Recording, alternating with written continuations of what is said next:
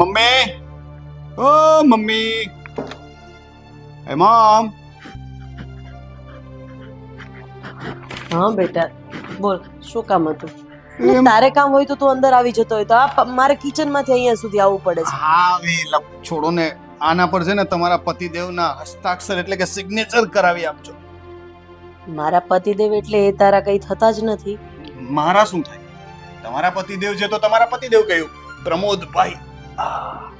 તને એવું નથી લાગતું કે તું વધારે પડતી હોશિયારી કરી રહ્યો હોય? એટલે હું હોશિયાર છું તો હોશિયારી કરવામાં શું વાંધો? તમને નથી લાગતું કે તમારો છોકરો હોશિયાર છે? હશે ના કાગડિયા છે. એ જ તમે જોઈ લો ને, આ બધી મિલકત છે તો એ મારા નામે જ કરવાની છે ને. હું વારસદાર છું ને, તો મારા નામ પર કરવા માટેના કાગળ છે. એટલે તું આ કાગડિયા તૈયાર કરાવીને લઈને આવ્યો છે અને તું એવું કહે છે કે તારા પપ્પા આની ઉપર સહી કરી દે. મારા પપ્પા નહીં, તમારા પતિદેવ. આ તો કાયદેસરનો વારસદાર હું થાઉં ને એટલે સહી કરવાની છે. બાકી પપ્પા તરીકે તો હું એમને ક્યારેય સ્વીકાર હા તો આ સંપત્તિ પણ તો તારા પપ્પાની છે ને, શું કામ માંગે છે? હા, હું કાગળિયાના કામની વાત કરું છું. કાયદેસર રીતે એમનું નામ મારી પાછળ બોલે છે, પણ એ તમારો પતિ છે. મારા પપ્પા તો છે ને, હું નાનો હતો ને ત્યારે જ ગુજરી ગયા છે, એટલે આ વ્યક્તિને મારો બાપ ના ગણાવશો. પણ કાયદેસર રીતે હું એમનો સંતાન છું તો કાયદેસર રીતે મને મારો હક હિસ્સો પણ મળવો જોઈએ અને એ હું માંગુ છું. તને કઈ શરમ નથી આવતી? જ્યારે આપણી આજુબાજુમાં કોઈ ઊભું નહોતું ત્યારે એ માણસે મારો હાથ પકડ્યો હતો અને તને પણ અપનાવ્યો હતો. ત્યારે એને એવું નહોતું કીધું કે નહીં, તારે એક છોકરો છે એટલે હું તારો હાથ નહીં પકડું, એને ગમે ત્યાં અનાથ આશ્રમમાં મૂકી આવ. માં છો એટલે હું તમારી સામે વધારે બોલી નથી શકતો. કદાચ એનો સ્વાર્થ હોય, તમને જોઈને મોહાઈ ગયો હોય. આ શું બોલે છે? એનું ભાન છે તને? અને મોહાઈ ગયો હોય એટલે શું? અરે તું એને તારો બાપ માને કે ન માને, પણ એ તને પોતાનો દીકરો જરૂર માને છે. તો સારું ને, એ મને દીકરો માને છે તો આમાં સહી કરવાની ના પણ નહીં પાડે. આજ તો તક છે, તમે આ બધી પ્રોપર્ટી મારા નામ પર કરાવી દો. દીકરો તો છું ને હું એમનો. એ કહે છે ને. પણ તું તો મનથી એને બાપ નથી માનતો. એનાથી શું ફરક પડે છે? ઘણો ફરક પડે છે. ખાલી સંપત્તિ માટે કોઈને બાપ માની લેવો ને, બસ રેવા દે. કોઈ માણસ આટલો ઉપકાર કર્યો હોય ને તો એ ઉપકારને ભૂલીને ઉપકાર તમે પણ એનું ઘર સાચવ્યું. આટલા વર્ષથી તમે અહીંયા રહો છો, એનું ઘર સાચવ્યું છે, પત્ની તરીકેની દરેક ફરજ નિભાવી છે, તો એમાં ઉપકારની ક્યાં વાત આવી? અને એને મને ભણાવી ગણાવી દીધો હોય તો એટલો મોટો ઉપકાર નથી કર્યો. હું એને પૈસા આપી દઈશ. તું લાગણીની કિંમત કરતા ક્યારેય શીખ્યો જ નથી બેટા. અને આની કરતા તો એને કૂતરાને બિસ્કિટ નાખી હોત ને તો એ વફાદારી નિભાવત.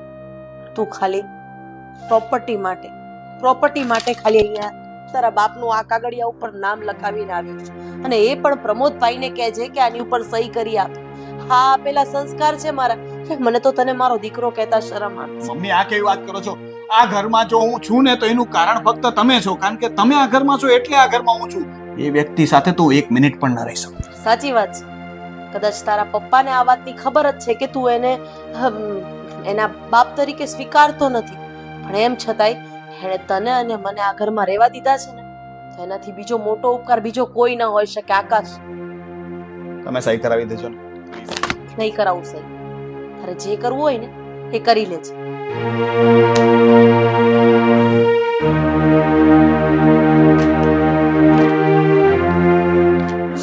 સહી તો હું કરાવીને જ રહીશ.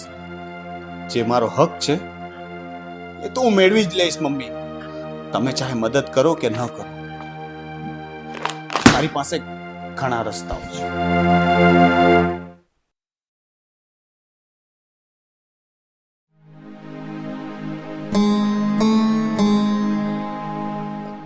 સરલા, મને મનોમન એક ચિંતા ખાઈ રહી છે. શાની ચિંતા? આ આકાશ મને એનો બાપ માનતો જ નથી, અને એની નજર ફક્ત ને ફક્ત મારી સંપત્તિ પર જ મંડાયેલી છે. જો એમાં આકાશનો કોઈ વાંક નથી. આકાશ હજી નાદાન છે. એ હજી બધું છોકર મતમાં કાઢે છે. સૌ સારાવાના થઈ જશે. હું સમજાવીશ ને આકાશને. ખરું કહું ને તો આકાશ નાદાન કે મૂર્ખ નથી. હું માનું છું કે એ થોડીક મૂર્ખામી કરી રહ્યો છે, અને એ કોઈ આડોવળું પગલું ન ભરે ને એની મને ચિંતા છે. મને તો એક વાતની નવાઈ લાગે છે કે એના મગજમાં ફક્ત ને ફક્ત પ્રોપર્ટી, મિલકત, સંપત્તિ આ ઘર કરી ગઈ છે. એને સમજાવવો પડશે કે જીવનમાં પૈસો જ બધું નથી.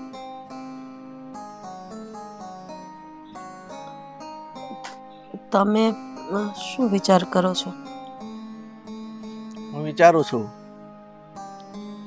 કે એને મારે યોગ્ય રીતે કઈ પાઠ તો ભણાવવો જ પડશે. પાઠ ભણાવવો પડશે?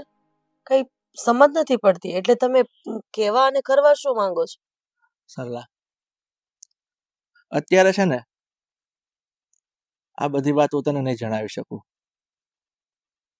સમય આવશે ને એટલે આકાશને પણ સમજાઈ જશે કે જીવનમાં પૈસો મહત્વ નથી. સંબંધ, મા બાપ, આ બધાના સંબંધો શું છે ને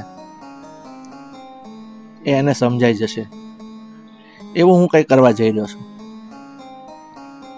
ઠીક છે, વાંધો નહીં. મને એટલી ખબર છે કે તમે જે પણ કંઈ કરશો એ મારા અને આકાશના સારા માટે જ કરશો. આપણો પરિવાર ખુશ રહે ને એવું જ કરશો. હા, અને તને એક વાતની તો ખબર છે, મેં આકાશને તારી સાથે અપનાવ્યો છે. એને મેં મારા દીકરાની જેમ જ રાખ્યો છે. પણ હવે મેં કીધું ને એને યોગ્ય રીતે પાઠ તો ભણાવવો જ પડશે. પણ તું ચિંતા નહીં કર, મને વિશ્વાસ છે એ જરૂર સમજશે.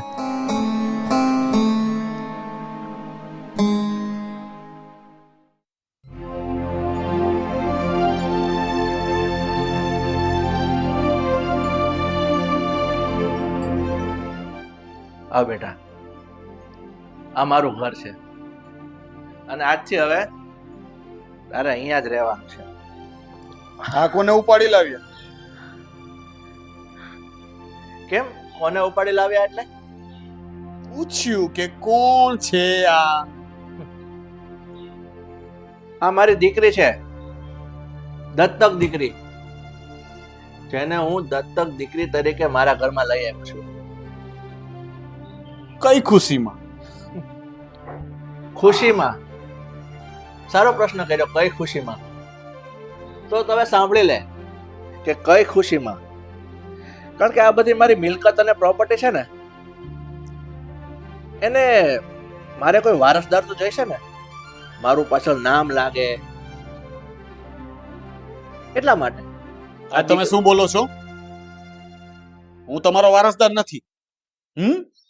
મારા સર્ટિફિકેટ ની પાછળ તમારું નામ નથી, તો પછી હું છું ને વારસદાર. આ બધી મિલકત પર મારો અધિકાર છે, અને આ છોકરીને તમે એક ફૂટી કોળી પણ નહીં આપો, અને હું આપવા પણ નહીં. તમે ચોખ્ખી ભાષામાં સાંભળો. એક મિનિટ, તું શું કહે છે કે તું આ ઘરનો વારસદાર છે? એમ? વારસદાર કોને કહેવાય એનો ખ્યાલ છે તને? કાયદેસર રીતે હું તમારી મિલકતનો વારસદાર છું. કોને કહેવાય કોને ન કહેવાય તમે વકીલ પાસેથી જાણી લેજો. બધું જાણી લીધું છે મેં. અને એક વાત મારી તો કાન ખોલીને સાંભળી લે. આ તારા જ શબ્દો છે કે જે શબ્દો તે તારી મમ્મીને કહ્યા હતા કે તમારા પતિદેવ પ્રમોદભાઈ, બરોબર ને? એટલે કે તું મને તારો બાપ નથી સમજતો. આ તો એનાથી શું થઈ જાય? એનાથી મારા સમજવાના સમજવાથી શું ફેર પડે? ફેર પડે છે, જરૂર ફેર પડે છે. કે જે દીકરો પોતાના બાપને બાપ ન સમજતો હોય તો એ બાપ એ દીકરાને પોતાનો દીકરો નથી સમજતો, અને દીકરો નથી સમજતો એટલે એની પ્રોપર્ટી એના છોકરાને ના આપી શકે. એટલે આ છોકરીને હું દત્તક તરીકે લઈ આવ્યો છું. મારા વારસદાર તરીકે આ મારી દીકરીનું નામ લાગશે, અને બધી જ માલ મિલકત, મારી તમામ પ્રોપર્ટી આ મારી દીકરીના નામ પર થઈ જશે. તમે કહ્યું કે જે દીકરો બાપને બાપ ન માનતો, તો પહેલી વાત કે તમે મારા બાપ નથી. પણ એ પણ હકીકત છે કે તમે મારી મમ્મી સાથે લગ્ન કર્યા છે, અને એ કાયદેસર રીતે કર્યા છે. તો હું એનો દીકરો હોવાના નાતે કાયદેસર રીતે તમારી મિલકતનો વારસદાર ગણાવું. ના ના ના ના ના, આમાં તારી ભૂલ થાય છે. તારી એક વાત સાચી છે કે તારી મમ્મી સાથે મેં લગ્ન કર્યા છે, એટલે બેટા તને છે ને હજુ એક ગણિત નથી. કયું ગણિત તને ખબર છે? તું આંગળીએ આવેલો દીકરો છો. હા, હું તને મારો દીકરો જ માનતો હતો, મારો સગો દીકરો માનતો હતો, મારો પોતાનો માનતો હતો, પણ તું જ મને તારો બાપ નથી માનતો. અને રહી વાત તારી મમ્મીની, તારી મમ્મીને મેં મારી પત્ની જરૂર માની છે, પણ તે મને તારો બાપ નથી માન્યો. એટલે હવે છે ને મારે લાંબી ટૂંકી કોઈ વાત તારી સાથે નથી કરવી. આ છોકરી હવે અહીંયા આવી ગઈ છે, એ અહીંયા જ રહેશે અને મારી તમામ માલ મિલકત પ્રોપર્ટીની વારસદાર થશે. એ તો હું જોઈ લઈશ. આ મિલકત પર ફક્ત મારો અધિકાર છે અને એ હું કોઈને કોઈ હિસાબે લેવા નહીં દઉં. હટ! ઠીક છે બેટા, તો હું પણ જોઈ લઈશ કે તું આ મારી માલ મિલકત પ્રોપર્ટી કઈ રીતે તારા નામ પર કરાવે છે. પપ્પા આ કેવી રીતે વર્તન કરે છે તમારી સાથે? બેટા, હજુ તો તારો આ ઘરમાં પહેલો દિવસ છે, તને ધીરે ધીરે બધી જ ખબર પડી જશે. તું એ બધી ચિંતા નહીં કર. તું આ ઘરમાં આવી ગઈ છે, મારી દીકરી છે અને રહીશ. ચાલો તને તારો રૂમ બતાવું.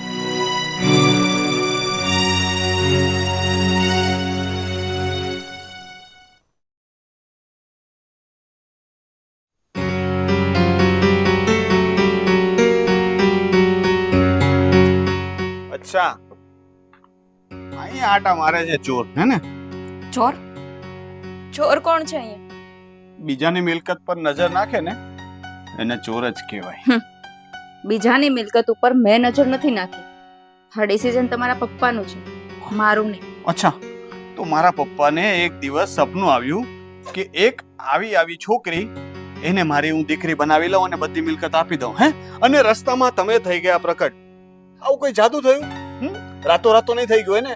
તે જ એમને ભોળવ્યા હશે.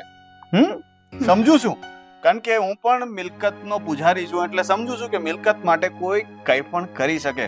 પણ સાંભળી લે ધ્યાનથી કે મારી મિલકત છે ને, હું કોઈ પણ હિસાબે કોઈને છીનવવા નહીં દઉં. હાથ છોડી દે મારો. નહીં છોડું. શું કરી લઈશ? હાથ છોડી દે. અને આ ધમકી કોને મારે છે? તને. હા, ધમકી મારીશ તો હું તારાથી ડરી જઈશ એમ? હું ખાલી ધમકાવતો જ નથી, તો અમલ પણ કરતા આવડે છે. જો મને કે મારા પપ્પાને કઈ કર્યું છે ને તો હું તારી વાટ લગાડી દઈશ.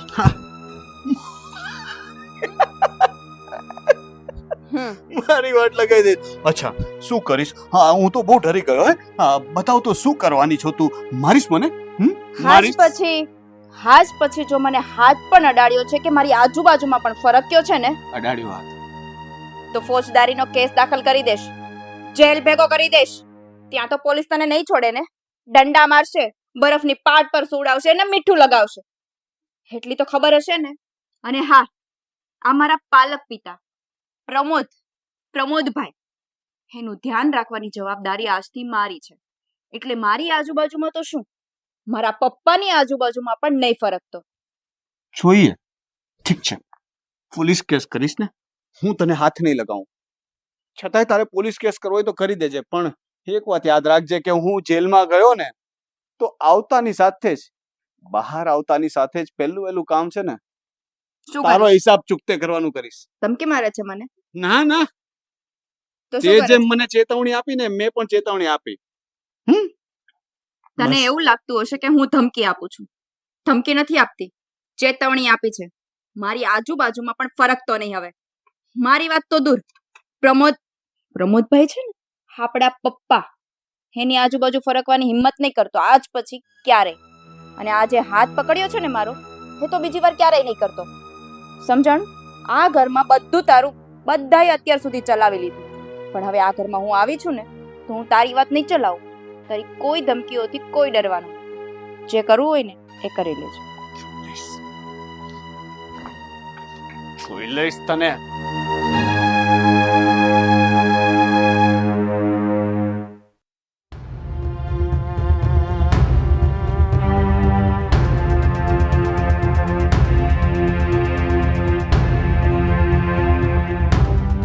પણ કરીને મિલકત તો લેવી જ પડશે. કવિતા ક્યાંથી આવી ગઈ?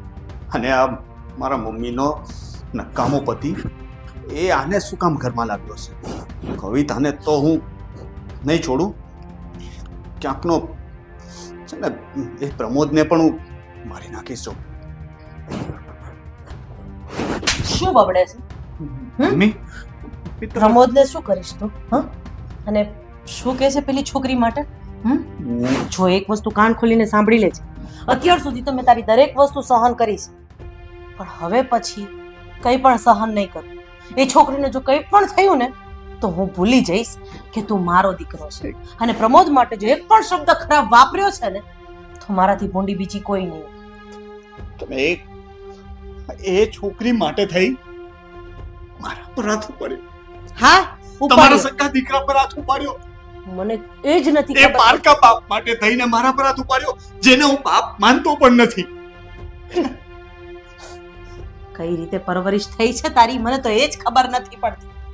તને તો મારો દીકરો કહેતા શરમ આવે છે, પણ જો આ વાતને હલકામાં નહીં લેતો હો, તું જોજે, જો એ છોકરીને કંઈ પણ થયું ને તો હું ભૂલી જઈશ કે તું મારો દીકરો છે.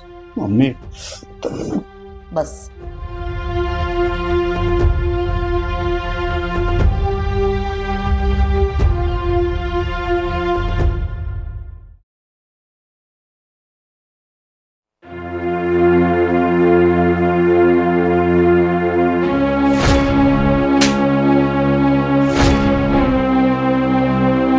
શું કહે છે પેલી છોકરી માટે?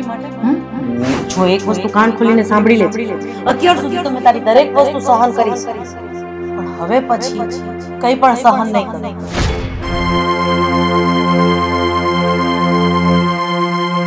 મને તો મારો દીકરો કહેતા શરમ આવે છે, પણ જો આ વાતને હલકામાં નહીં લેતો હો, તું જોજે, જો એ છોકરીને કંઈ પણ થયું ને તો હું ભૂલી જઈશ કે તું મારો દીકરો છે.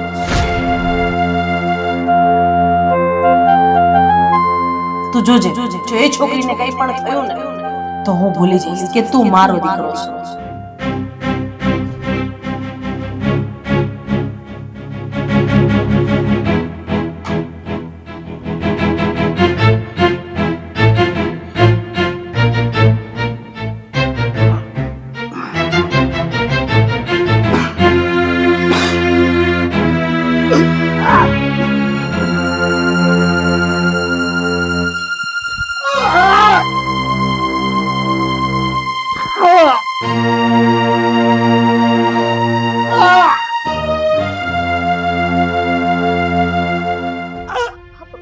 ભાઈ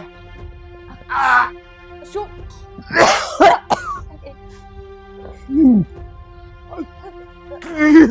હેલો 108 હા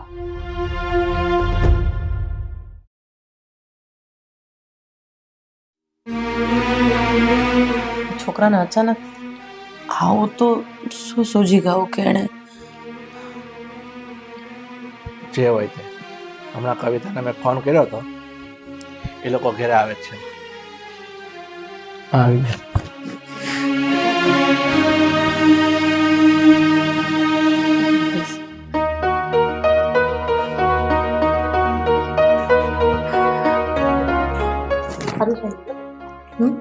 કઈ થતું નથી ને?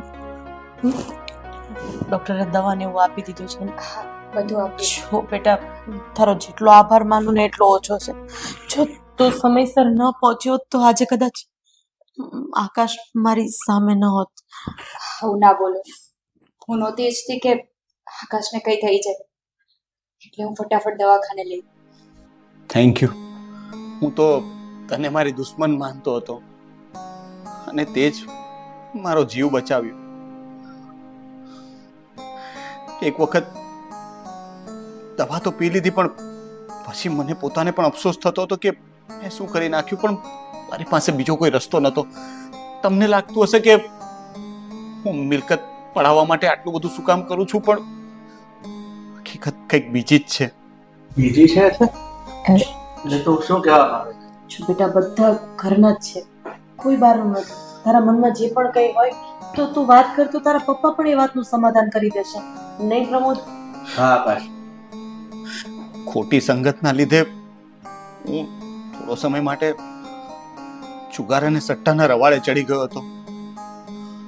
એમાં હારતો ગયો ને ઉધારી વધતી ગઈ.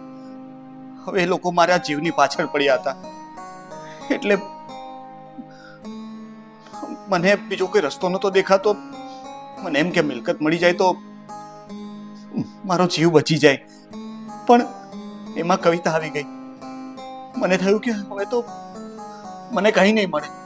અને મમ્મીએ પણ એનો જ પક્ષ લીધો અને મારા પર હાથ ઉપાડ્યો. મને બહુ લાગી આવ્યું અને ગુસ્સામાં મારાથી આવું પગલું ભરાઈ ગયું. પણ સમયસર કવિતાએ મારો જીવ બચાવી લીધો. Thank you. આમાં થેન્ક યુ ના કહેવાનું હોય. ખરેખર કહું ને તો આકાશમાં હું મારા ભાઈને જોતી હતી, અને સાચું કહું ને તો ખરાબ દોસ્તારોની સંગત થાય ને તો દોસ્તારોને છોડી દેવાય. ક્યારેક ખરાબ ખરાબ વ્યક્તિઓની સંગતના લીધે આપણું ઘર બરબાદ થઈ જાય. અને આજે તને કઈ થઈ ગયું હોત તો હા તારા મા બાપનું શું થાય? દવાખાનામાં જ્યારે પડ્યો હતો ત્યારે વિચારવાનો સમય મળ્યો. સમજાયું કે મેં જીવનમાં કેટલી ભૂલો કરી છે. હું જેને મારી માનો પતિ અને નામથી બોલાવતો હતો એ વ્યક્તિએ નાનપણથી લઈને અત્યાર સુધી મારા માટે કેટલું કર્યું છે ને એ બધું નજર સામે દેખાયું. કારણ કે કહેવાય છે ને કે જ્યારે વ્યક્તિ મરવા પડે ને ત્યારે આખું જીવન એની નજર સામેથી પસાર થાય છે. મને યાદ આવ્યું કે મારા માટે આ વ્યક્તિએ કેટલું કર્યું છે જેને હું બાપ કહેવા પણ તૈયાર નહોતો. સોરી પપ્પા. હા બેટા, બધું થઈને કેટલું દેણું છે તારા ઉપર. પ્રમોદ ના નહીં પાડે. 20 લાખ જેવું છે. 20 લાખ? કોઈ વાંધો નહીં બેટા. તે મને જે શબ્દો કહ્યા, જે સંબોધનથી મને તે કહ્યું છે ને એ મને જરાય ખોટું નથી લાગ્યું. પણ અત્યારે તમે બધા એક વાત છે અજાણ છો. તને એવું લાગતું હતું કે આ મારી દત્તક દીકરી બધી પ્રોપર્ટી લઈ જશે. પ્રોપર્ટી ફક્ત ને ફક્ત તારે જ રહેશે. આ તો ફક્ત આ દીકરી એક સહાયક જ છે. મને કઈ દત્તક નથી લીધી. હું તો આકાશની આંખ ખોલવા માટે આવી હતી. સોરી પપ્પા. આજ સુધીમાં મેં જેટલું પણ ગેરવર્તન કર્યું છે એના માટે હું ખૂબ શર્મિંદા છું. Sorry mummy. મેં જાણતા અજાણતા તમને પણ બહુ દુઃખી કર્યા છે, તમારા મનને ઠેસ પહોંચાડી. જાગ્યા ત્યારથી સવાર. અને હવે તું તારા પપ્પાને પ્રમોદ ભાઈ કહીને બોલાવીશ કે પછી પપ્પા? પપ્પા, મારા પપ્પા.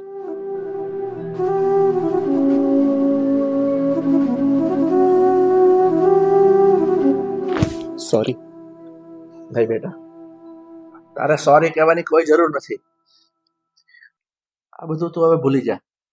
હું તો તને મારો દીકરો માનતો જ હતો ને. અરે માનતો હતો નહીં, માનું છું અને માનતો રહીશ. અને બધી પ્રોપર્ટી છે ને તારા નામે થઈ જશે. અને તારું દેવું તું કહે છે ને 20 લાખ, એ તો ચપટી વગાડતા ચૂકવી દઈશ. મારે હવે કંઈ નથી જોતું. મારે બસ મારા મમ્મી પપ્પા જોઈએ છે. અને જો મારી બેન માને તો એ પણ આપણી સાથે જ રહે એવી મારી ઈચ્છા છે. બેટા, અમારા મિત્રની દીકરી છે. એ તો ફક્ત મેં કીધું એની ફરજ બજાવવા આવી. પણ હા, તેને બેન માની છે તો એ આપણા ઘરમાં આવતી જતી રહેશે. બરાબર ને બેટા? હા અંકલ. બેટા, હું પણ તારો ખૂબ આભારી છું કે તે અંકલ મને આ હેલ્પ કરી. અંકલ, આમાં આભાર માનવાનો હોય. તમારી મદદ કરવી ને એ મારી ફરજ છે.